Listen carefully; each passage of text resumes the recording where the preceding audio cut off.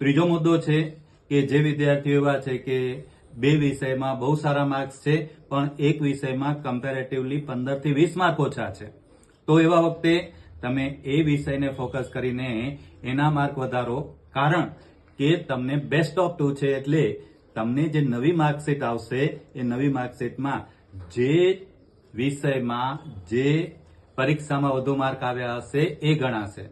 અને આ બધું જ થઈ ગયા પછી તમારા હાથમાં માર્કશીટ આવી ગયા પછી જ તમારા એડમિશન થશે.